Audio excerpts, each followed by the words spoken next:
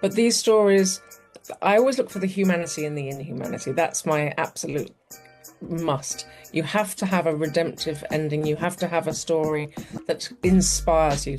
And it was the same with the Holocaust. It wasn't that they weren't told not to, that they didn't think anybody should know about it or know the detail of it because it was such a burden for them. They didn't want to share it with anybody. We were taken to see the aftermath of what had happened there. And it was pretty grim. I mean, there were terrible torture chambers and terrible burial pits with wild dogs in there. Sort of, one came running towards me with a hand in his mouth. And I'd broken my husband's ribs, I think, 3 times by thrashing around in the night. And I've thrown myself down the stairs 4 times until we've now got mountaineering ropes across the top of the stairs. I've broken my ankle, my elbow, a finger, a wrist. I come away, Lucy, so enthused about the world because all we ever see, we're bombarded with bad news, we're bombarded with one thing after another, terrible news is happening, all these men are ruining the world, frankly, and running it, and these tyrants, and they're all jockeying for position and trying to claim land and money and be greedy. And then I see these teenage children who are earnest and good and kind and compassionate and who cry when I tell them about the babies or teacher of Auschwitz. We're okay. We are okay. We are incredibly resilient as a race, as a breed. We fight back, we come back. Generally speaking, good wins over evil. Not always, and sometimes there's a very long period of time when it doesn't. But generally speaking, it does. And those are the lessons of history. And I always say about Freddie Hirsch is that he was a candle in the darkness. And the best thing about a single candle in the darkness is that a million candles can be lit from it.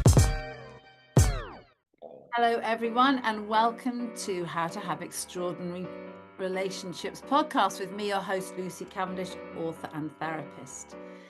And today I'm delighted to be with the author and biographer and so many other things, Wendy Holden. There are two Wendy Holdens. So this Wendy Holden is the person, you've written over 40 books.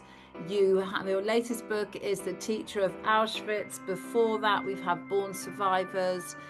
You've done books with Goldie Hawn. You've done Tomorrow Will Be a Good Day with Captain Tom. You have books that have been sold to Hollywood, 2 million copies. Really a stunning career, and I really want to talk about that and how you were a journalist and how you've ended up doing lots of different books. Now, in the background we can see The Teacher of Auschwitz, which is your latest book, and I know a few of your books have been, explore this sort of territory. Not all of them, because I'm sure it's a difficult place to stay in. So it's a beautiful, fascinating book. So let's start with that, because that's your latest book. And hang on a minute, I know you're also doing another book that you've revealed the cover for, but we're going to talk about that. Yes. Not yet. Not yet. Let's save that for later. Let's save that for later, because that's also it's interesting. So let's start with Auschwitz, The Teacher of Auschwitz, and you've also done Born Survivors. You've done lots of books in this sort of territory. Tell us about The Teacher of Auschwitz. The Teacher of Auschwitz is based on a true story. It's a novel. It wasn't intending to be. Originally, it was going to be a non-fiction biography. And it's based on the true story of this man called Freddie Hirsch, a young gay German Jew. And I was told about him when I was working with a previous Holocaust survivor, Zuzana Ruzhishkova. It took me a very long time to learn how to say that. And she was 90, living in Prague, and she'd survived 3 camps with her mother. But when she spoke about Freddie, the whole atmosphere in the room changed. It was as if a dark cloak had been lifted from all the somber things we were discussing, and light had come into the room because her face, her whole being filled with light talking about him. And the more I found out about him, the more I realized I had to write about him. And he was one of those incredibly inspirational people who started off in a very normal way with a very normal, if actually unhappy childhood in Aachen in Germany, and found himself at the whim of the Nazis both as German and Jewish and as gay, three, and he Yeah. had a very difficult time, and eventually he fled. He went to Czechoslovakia thinking it was far enough. It wasn't, but he found his métier in looking after young children. He just seemed to have a great affinity with them. I sometimes wonder if it's because he never really grew up. I think he almost had Yeah. arrested development from his own because his father died when he was 10. And I felt that he sort of stayed in that mode for a while. And he just related to children, and children adored him, absolutely adored him. He was extraordinary with them. He was very ahead of his time. He taught them mindfulness. He taught them self-hypnosis. He was all about getting out in the fresh air, getting out in nature. And the Jewish elders recognized that, and so they had him in charge of things in the ghetto, Terezin, the ghetto that all the Jews of Czechoslovakia were transported to by the Nazis. And he did incredible things there. And then he got sent to Auschwitz, and he just picked up where he'd left off extraordinarily in the middle of Auschwitz and created a children's block, a little piece of heaven and hell. And one of the children who was saved by him said he was building a brick wall against suffering in our hearts. And just an extraordinary 28 years old, but between the years of 21, 22, and 28, he did these incredible things, and just refused to be a bystander to hate. And I'm just so honored and privileged that I came across his story, and I was able to bring it to light because he's been ignored really for 80 years. Mm. I mean, there's so many things to think about, isn't it, and dig into, because obviously, homosexuals were persecuted by the Nazis. Yes, they were. They were rounded up. Some of them were forcibly castrated. Many of them were sent to concentration camps. They were tortured. They were beaten. Some were raped. They had a really difficult time as well. It was as dangerous to be gay as it was to be Jewish in those terrible dark times. And for a long time, actually, Freddie was in denial, I think, about his sexuality. Yeah. And it was later on that he was open to it and welcomed it. And thank God he had it, solace in the darkness. Just a wonderful His thing to fall partner. in love. Yes, yeah, wonderful. Did fine. So he did this incredible thing, and I imagine he managed to keep these children alive. Well, it was a combination of luck because the Nazis were convinced that Nazis were convinced that the Red Cross were going to come and view the camps. They'd already asked to come to the ghetto, and they had come, and they had been completely tricked by the Nazis, who gentrified the place, who kicked out anybody who looked remotely unwell, who made it all look beautiful and lovely. And the Red Cross went away and said, yes, it's absolutely fine. It's the showcase ghetto that Hitler promised. Don't worry, they're all fine there. And they were terrified this was going to happen in Auschwitz. So on the very train that Freddie was sent on when he was sent from Terezin to Auschwitz, that was the first experiment. And that was when the Nazis decided that they would keep those 4,000 Czechs together in one camp, a special camp, the Czech family camp, women and children, men all together. They wouldn't shave their heads. They wouldn't strip them of their clothing and put them in uniforms. They wouldn't send them to the gas chambers. And they were going to keep them there so that if the Red Cross came, they said, look, they're living here, their family, and so on. And it was in that situation that Freddie was able to stop playing the Nazis largely. He totally figured them out. They were German. They spoke High German. So did he. Yeah. They loved the looks of the Aryans. He looked Aryan. Very He was athletic, wasn't he? very wonderful. I have a photograph of him Yes, here. he was an Olympiad. He wanted to be an Olympian. Of course, he was denied that by Oh, look, he's so handsome. yeah. He Yes. was denied being an Olympian by Hitler, of course, because no Jew was ever allowed to, be in the Olympics team.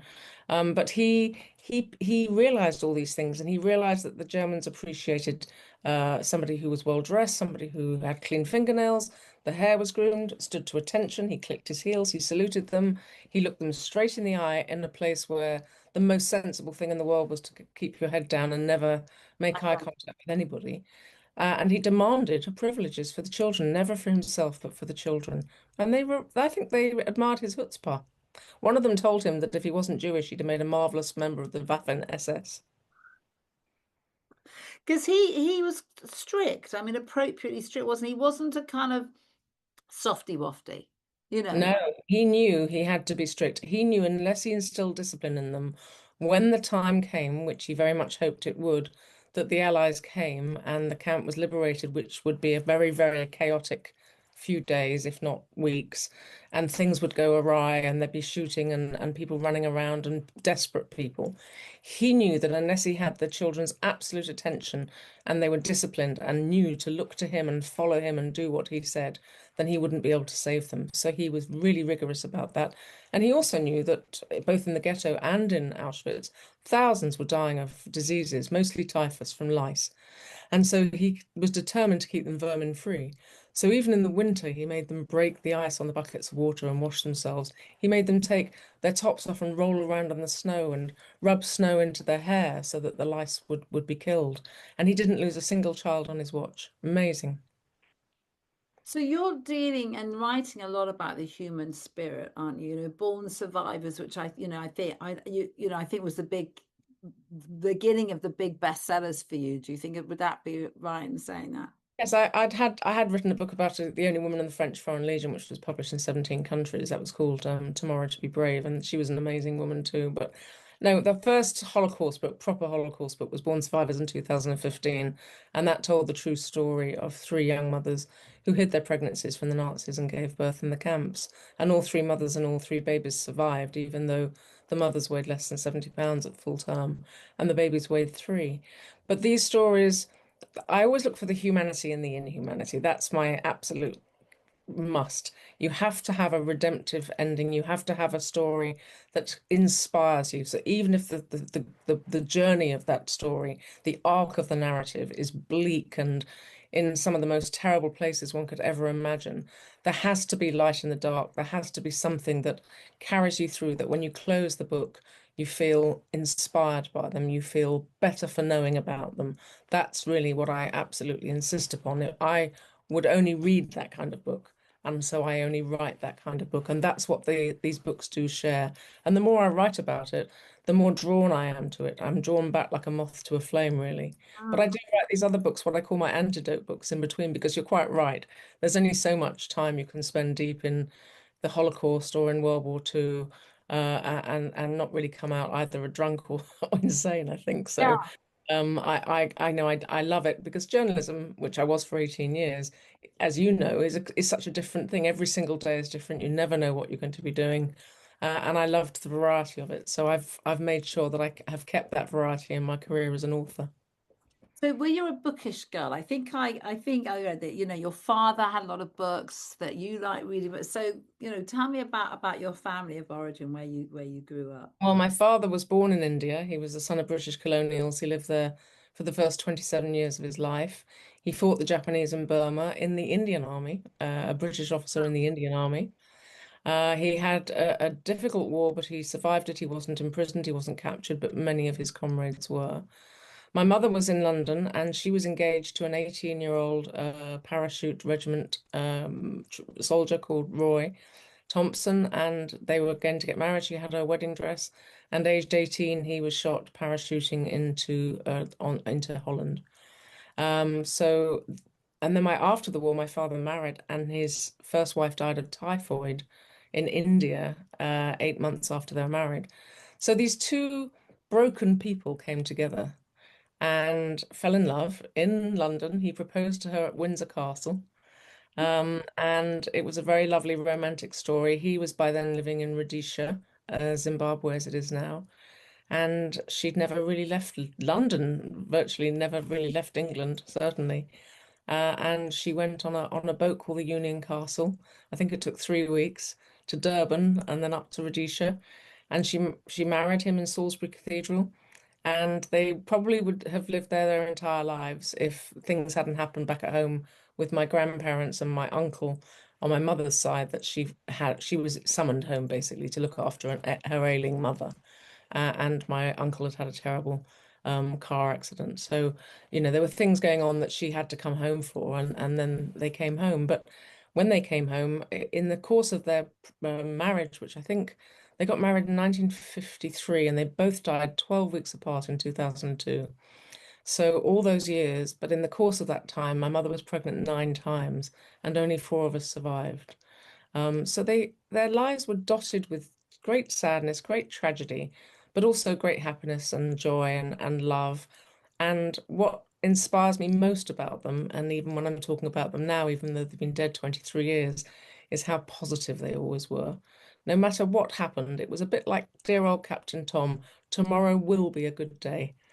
Things will not always be this bad. Tomorrow will be better. And they knew that from their own experience. If he hadn't lost, my dad hadn't lost his wife, if mum hadn't lost Roy, they wouldn't be together and I wouldn't be here now. And so was your father a bit of a pioneer? You know, he's in India and then he goes to as was then Rhodesia. He He's was fearless, I think. Yeah. I I mean, mean, I think my grandfather was an engineer in Malaya and was taken captive and had to build the Burmese railroad and couldn't talk about it. no. Well, they were told not to. They were absolutely instructed, ordered not to. They said it would only lower morale back home. And it was the same with the Holocaust. It wasn't that they weren't told not to, that they didn't think anybody should know about it or know the detail of it because it was such a burden for them. They didn't want to share it with anybody. And interestingly, it was only really when Schindler's List came out that the grandchildren started to ask. And somebody said, one survivor said to me, for the first 20 years, we couldn't talk about it. For the next 20 years, nobody wanted to listen. And for the last 20 years, everybody wants us to talk about it all the time. I think that's really interesting. Yeah. Did you find that with your father that he couldn't talk about things? I'm not saying he should have done, but it's an interesting thing of how these narratives shift and change. Yes, well, he told me because I was obviously very interested in his career and his military career and what he'd experienced during the war. And he did show me, I still have it, a photo album of his photographs. He was actually in intelligence and behind enemy lines, extremely dangerous. Had he been caught, he would have been tortured to death by the Japanese. But he survived it. But he did tell me a couple of stories, and it was the only time I ever saw Dad cry. And one of them was when a Japanese soldier was brought to him, and he dropped to his knees and just wept and kissed my father's boots and begged for mercy. And my dad said he was more upset that this man had broken down because their code was that you went fought to the death. And he knew that whatever he did to that man, the fact that he was virtually licking my dad's boots was going to kill him anyway, long term. And he said he suddenly saw some humanity there and felt a great deal of humanity for somebody who prior to that he wouldn't have had any great feelings for. So it's incredible. I always think that moment must have been so poignant for him to have thought, put himself in other person's shoes at that moment, just when war was coming to an end and he'd lost so many comrades and he knew what the Japanese had been doing to people in prison camps. Yeah, so you get big story and they move around, they come out and obviously there's loss, but they're this message of tomorrow will be a good day. Yes, absolutely. And so when I became a journalist, I know had no intention of becoming a war correspondent, but that's just kind of how things panned out. I joined the Telegraph. I was one of the youngest people ever there, and one of only a few women in an office of about 70 men.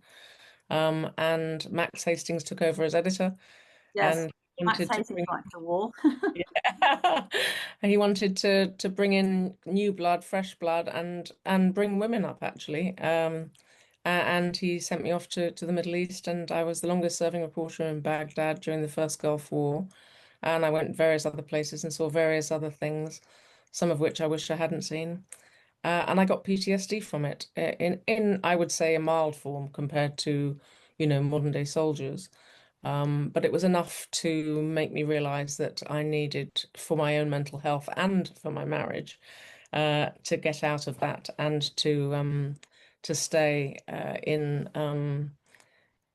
it more home more and actually stay more in my own head as opposed to other people's. And so that's what I decided to do and write books. And by then I'd already written a couple of books while I was still working at the Telegraph.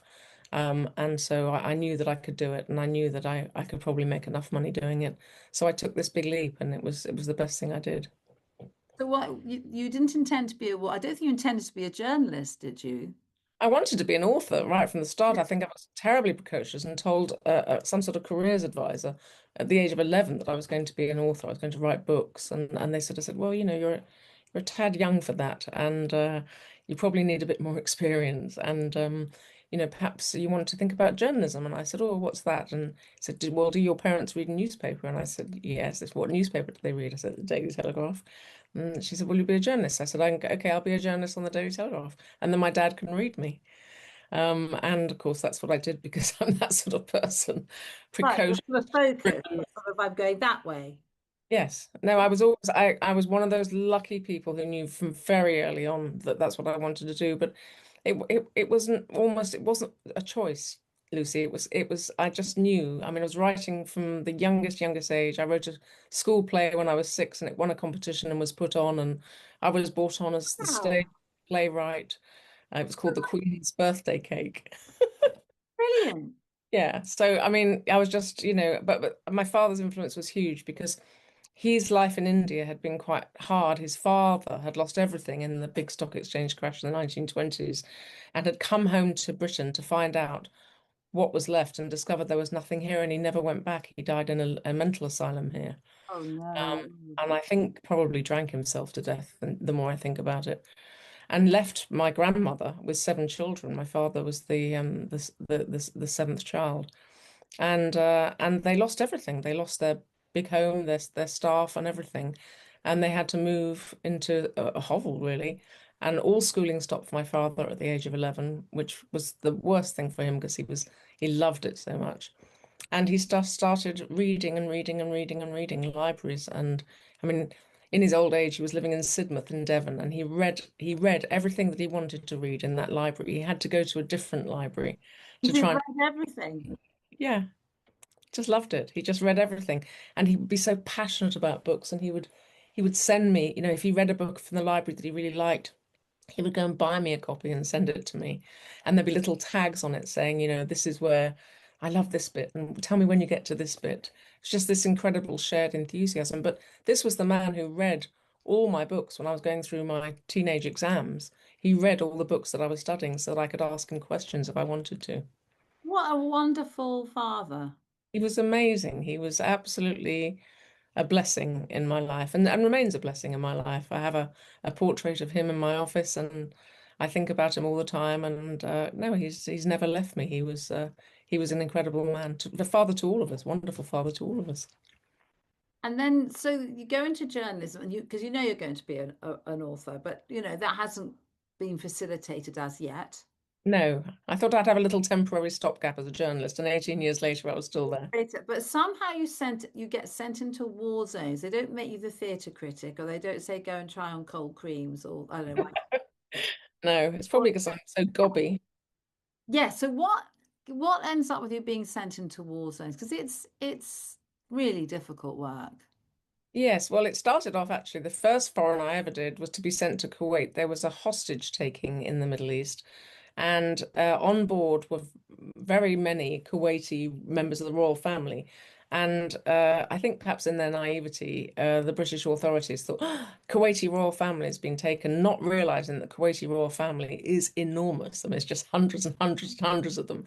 So they decided to send me out, and I met up with Kate Adie at the airport. Neither of us had visas. We slept on hard chairs for the first 2 nights until the British consulate could finally get us into the country. And then I didn't, I thought I was going to be there for a day or maybe 2 or 3 days and come back with the hostages when they were released because that was what they thought was going to happen. And I stayed there for 9 weeks. And of course, while that was going on and waiting in Kuwait for this, because the plane was going from airport to airport, I think it ended up in Tunisia, and then eventually they were freed and the hostages were brought home.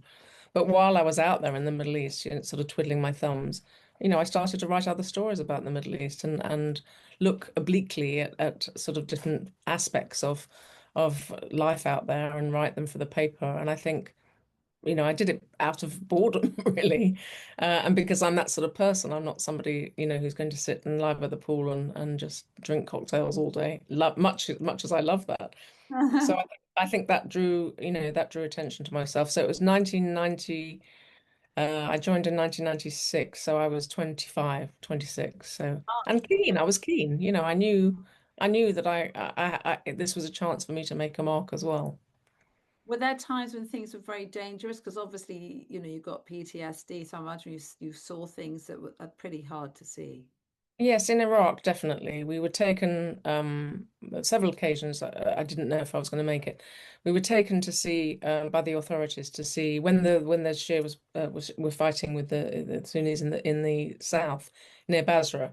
We were taken to see the aftermath of what had happened there, and it was pretty grim. I mean, there were terrible torture chambers and terrible uh, uh, burial pits, with wild dogs in there. Sort of, one came running towards me with a hand in his mouth, and flies everywhere. I have an absolute obsession about blue bottles because you'd have these swarms of flies rising up from these decomposing bodies and just swarming around your face. And I just can't Oh, stand flies in the house at all. It's probably the worst long-term side effect.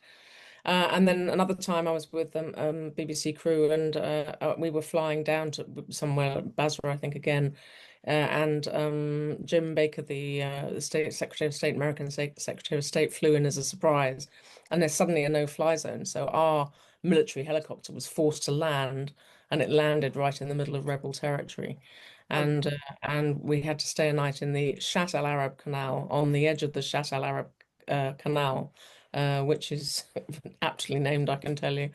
And we could hear, gunfire and things happening, and it was very frightening. And I actually had a conversation with the cameraman that, I would write a note to my husband and put it in my shoe. And if anything happened, to see if he could get it. Of course, it's the most ridiculous thing to do, as I discovered, because the one thing they covered of all Western reporters being there were their shoes, and they would have been taken straight away. So I'd have been better off hiding it somewhere else. But in the end, it didn't happen, and I was here. But those and I did see somebody, a woman being murdered, which was a really terrible thing to see, and that was the straw that broke the camel's back, and I actually had to get out then. And those are the things that haunt me. And I've broken my husband's ribs, I think, 3 times by thrashing around in the night, and I've thrown myself down the stairs 4 times until we've now got mountaineering ropes across the top of the stairs. I've broken my ankle, my elbow, a finger, a wrist. I tried to throw myself out of a window at some point, but my husband had put the lock on the sash window so it wouldn't open fully, otherwise I'd have gone. But I don't really remember any of it. I just remember fleeing at great speed. And he always says to me afterwards, "And you leave me here. You don't come, you don't wake me to take me with you. You just go. There's some people coming in the room with guns, and you're off. Thanks very much." But that's what many, many years of happy marriage do for you, because you have to laugh at these things together. is there help that, I mean, you've obviously had a lot of therapy or counseling around No, PTSD. no, I remember coming back from Iraq, and Kate Adie had been there. I think they were allowed to go in for sort of 10 days at a time, or 2-week bursts. And, I'm not belittling anything Kate or any of them have done. It was incredible stuff. And they were standing in front of cameras. They were very, very obvious targets as well.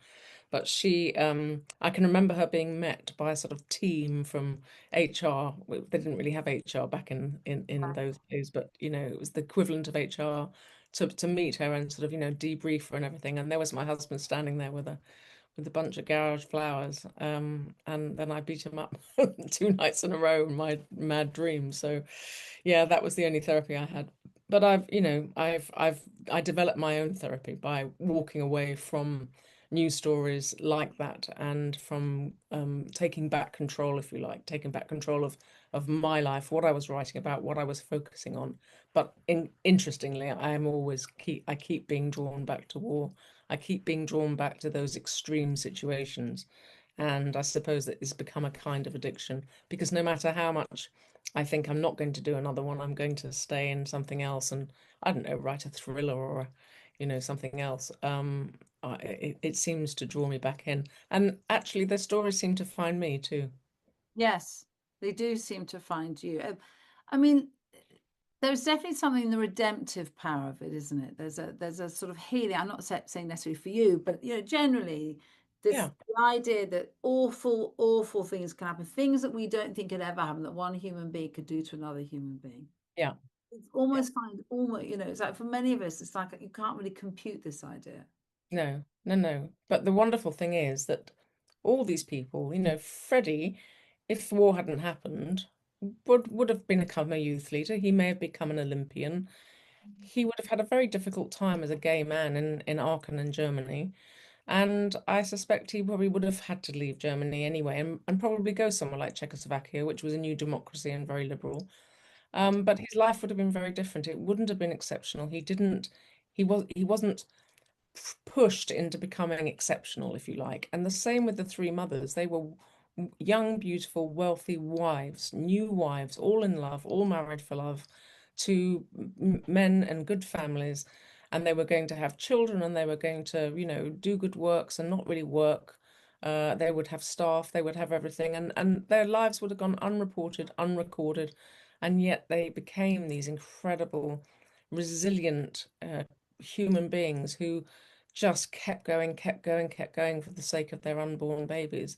And actually, even more movingly, I think they kept going after the war when they discovered that all their husbands had perished, almost all their families had died. And many, many people committed suicide at that point, even having gone through the Holocaust. They just couldn't face a life without any support, without any homes. All their things had been taken, their belongings, their homes, everyone gone, and they killed themselves. But these three women not only kept going for the sake of the children, but they taught the children to be gracious, to be kind, to be humane, and to have compassion. They never talk about forgiveness. I don't think that's possible for them, but they do talk about understanding, and they do talk about well, they've all individually gone on to be life enhancing, really positive people. They're all still alive at 80. Amazing. I mean, I do, it's thank you for touching on the aftermath. I, Yeah. I think people think, oh, the war was over and everyone went home. For a lot of people, there was no home. No, no, absolutely. And we I go into quite a lot of detail with that with Born Survivors, how they came back and thought, friends and neighbors that they had entrusted their belongings to, and thought that when they came back they would be welcomed with open arms. They slammed doors on them or wouldn't open the doors. They saw women walking down the street in their bespoke clothing. You have to remember there was no shops. You went to a tailor and you had a dress made. So Mm. it was your dress. They saw women they knew walking down the street in their clothing. They saw when they knocked on doors and saw through the crack in the wall, in the door, they saw their paintings, their china on the table. And people saying, "No, sorry, we've got the flu," or "Oh, no, you can't come in, and we'll come back later." And then when they went back, nobody would answer at all. Just awful. And then to gradually learn incrementally how many of your family members have died, 30, 40 of them, all your grandparents, all your siblings, your cousins, your father, everybody gone. And you would know that they had been killed in a horrible way. To try and live, I mean, you can imagine living that with one person that you loved perished in that way, murdered in that way. To deal with that and come back from that is extraordinary. But to think your entire family is wiped out, and there you are, suddenly you're the last one standing, and you've got this tiny sickly baby to look after and no money. I mean, amazing, amazing. I didn't meet any of the mothers, sadly. They'd all died before I came on board to write that book. But Eva, who was the first baby that I got in touch with, and she lives just an hour and a half from me, just completely coincidentally. Again, the fates maybe. Her mother had died just 6 months prior to me coming on the scene, age 96. Wow. But I was able to watch all three of them in Shoah Foundation testimonies, so I could hear them talking, I could see them, the way they spoke, the way they gestured, the way they looked, the way they dressed. And that was enormously important. And then, of course, to have the testimonies of these children who had been told everything from the parents, from their mothers throughout their lives. So these stories find you. You find Yeah. them, they find you. You're the person to tell these stories. Yes, I think, I mean, there are just so many of them that you've never heard of. Born Survivors was the first book in 70 years to tell a story or three stories of how babies had been born in the Holocaust and survived. When you think of all the millions of thousands of Holocaust books that have been written about every possible aspect and every survivor, this was the first one that ever chronicled that. And it just fell into my lap because I was reading an obituary online about a woman in Canada who died in her 80s, and she had had a baby in Auschwitz that had been taken away and drowned in a bucket. And she spent the rest of her life, she survived, she spent the rest of her life in Holocaust education. She was determined to keep bearing witness, to tell people, I was there, this happened. Do not deny it, do not forget it. These people need to be remembered, this needs to be remembered. And when I read about her, an incredible woman, and I read about what had happened to her, it made me wonder if any babies had ever been born in the Holocaust that survived, and that led me to them. And then because I wrote that one, I was asked to write Susanna Ruzickova's book, and she was this incredible musician or child prodigy, musical prodigy, who'd survived so much. And I left her. I mean, the sad part of my work is that I'm working with very old people, and very often, not long after I finish working with them, they die. Susan Travers died, the woman in the only woman in the Foreign Legion, in her late 80s in a nursing home in Paris. I lived and worked with her in Paris there. She died before her book came out. Susanna, I left on the Friday. She died on the Tuesday. Yeah. Yes. But And finding those Captain Tom, stories Captain where Tom died at 100, and someone's rang me. got to work with you now, don't you? Yeah, I know, kiss of Like death. Will and Wendy, and Yeah, yeah. Anthony. Anyone wants to snuff out their parents, just invite me to interview them. It'll work wonders. Um, But I love talking to them because my father was so much older than all my friends' fathers, and my what's it? mother too. Yes, yes, he's yeah, Actually relatively old then, not yes, well. he was probably something nearly 50 or something when I was born. So I just love being with old people. Being with Captain Tom was like being with my dad. My dad would have been the same age the same age he would have had his 100th birthday if he'd lived beyond 81. And my father fought the Japanese in Burma as Captain Tom did, and so being with Tom was an absolute delight. He was a complete charmer and all the things you would hope him to be. So these other books, the interregnum books, or what it's called, the anti-black books, Yes. how did they come across? So Goldie Hawn, who, just looks like she's a whole bunch of fun, you've done stuff with her. Captain Tom, of course, COVID beloved of the nation. And then, of course, there's the post-Captain Tom story. Yes, yes, let's not go there. I mean, that's nothing that's not your bag. And then the next book. Yes. Well, I was asked by Sean Hepburn Ferrer, Audrey Hepburn's son, if I would help him write the first ever authorized biography of Audrey Hepburn. And I think the reason I was asked was because he felt that her true character had never really come out, despite the fact there are over 1,000 books about her. And her true character, he said, was forged in war, and that's why I was chosen. Because she spent the first 5 years of the war in Holland, being half starved by the Nazis. She lived through what the Dutch call the Hongerwinter. She was in Arnhem, so she was there for the Battle of Market Garden, Oh, uh, sheltering in a basement with her family, terrified of being buried alive, and everything else that had happened. And all she ever wanted to be was a ballet dancer. But her feet were too big and she was too tall. And it didn't work out for her after the war. Also, she was very malnourished. She nearly died of starvation and malnutrition.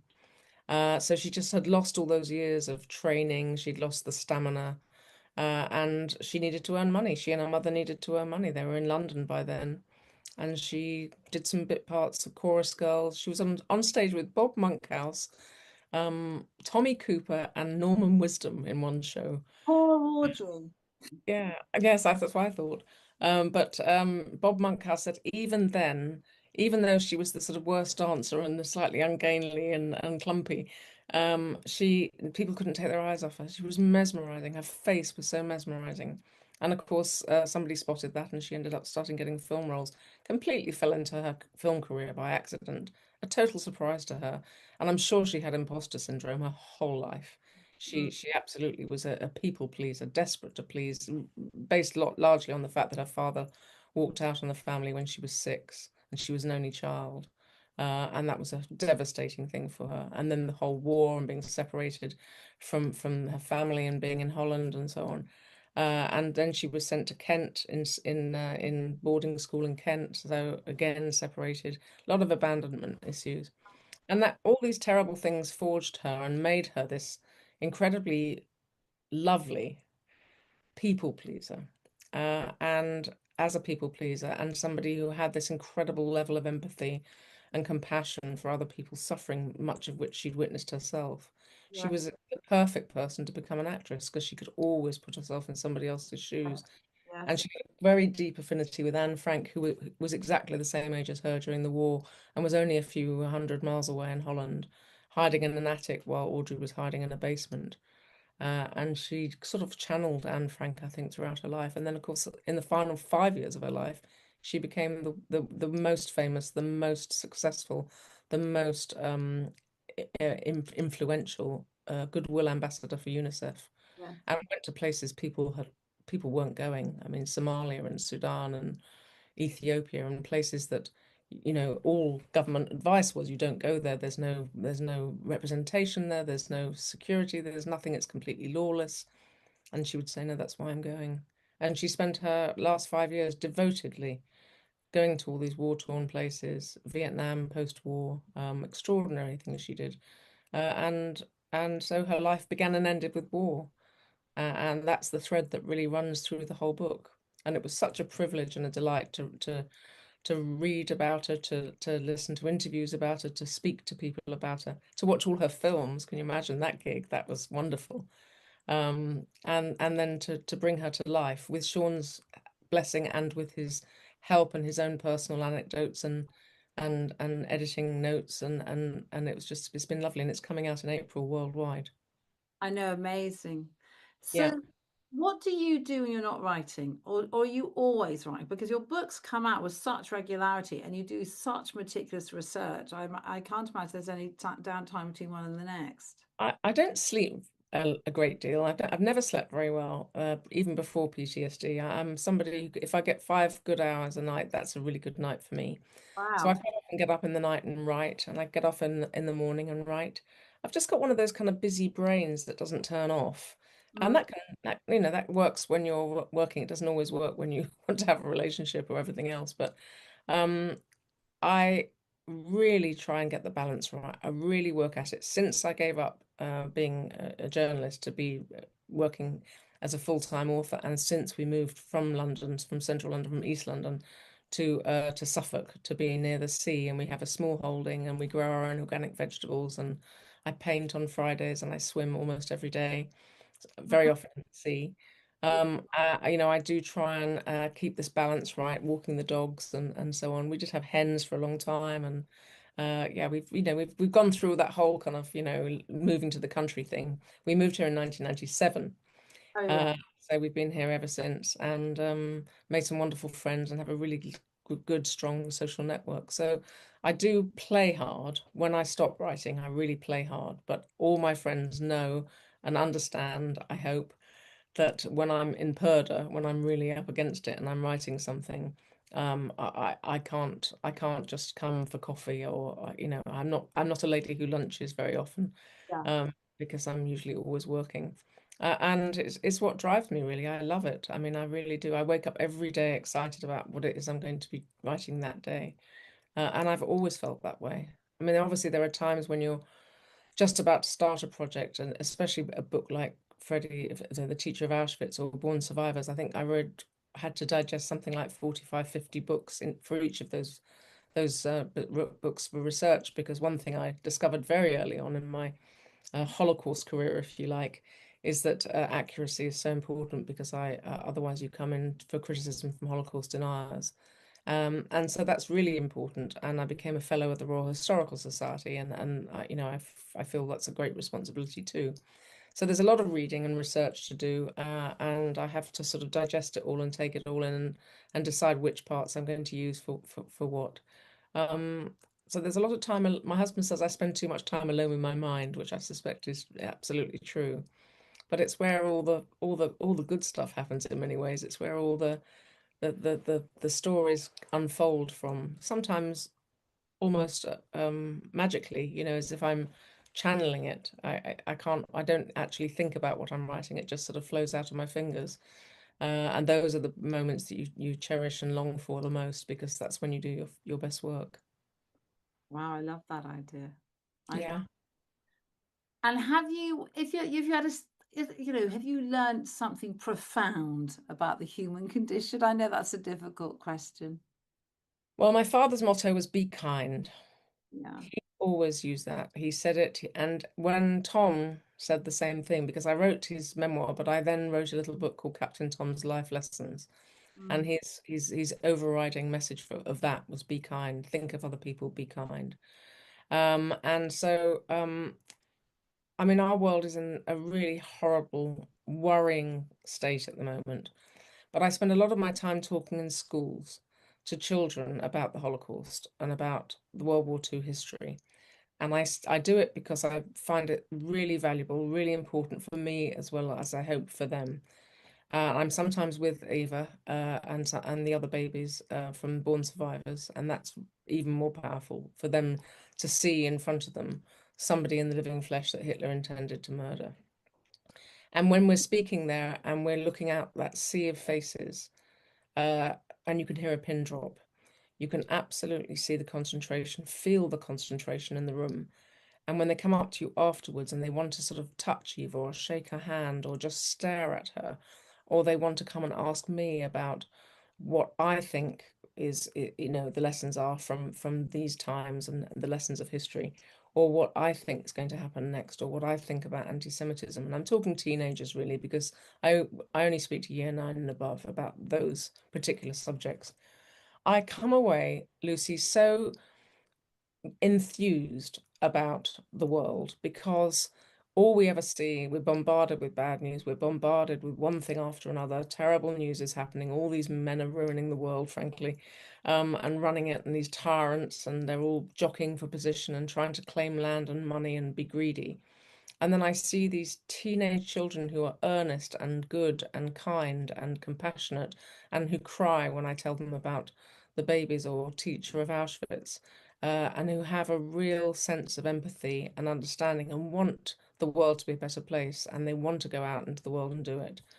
And that, for me, is the essence of what I do, what I write about, and what I'm trying to achieve now in my life. I feel in many ways like my whole life has come full circle to this, from my father fighting in Burma and my mother losing her fiance, but keeping him alive in our own memories, always talking about him and respecting his birthdays and so on. I feel that I was kind of destined to end up doing this kind of work and write about this kind of work, and also to have had the war experience and to have had a little bit of PTSD, to know what it feels like to be, at the far end of humanity, and to see that, to witness it.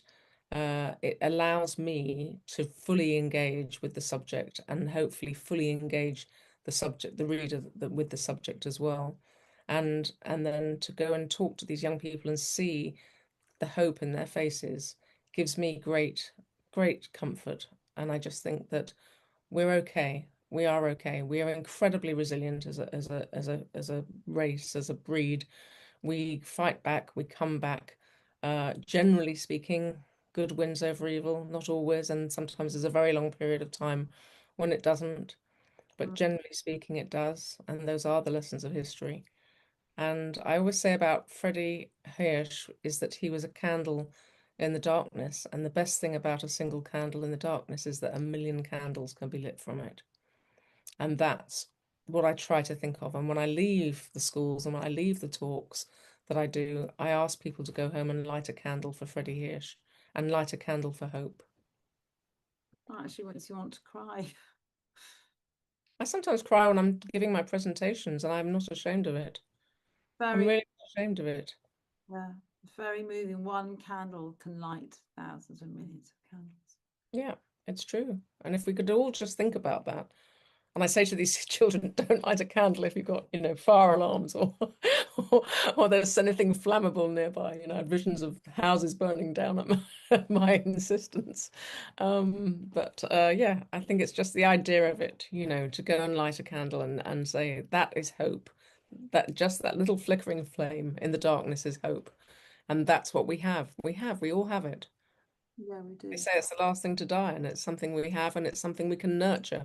And it's certainly something we can nurture in the young, because they are the best hope that we Yes, have.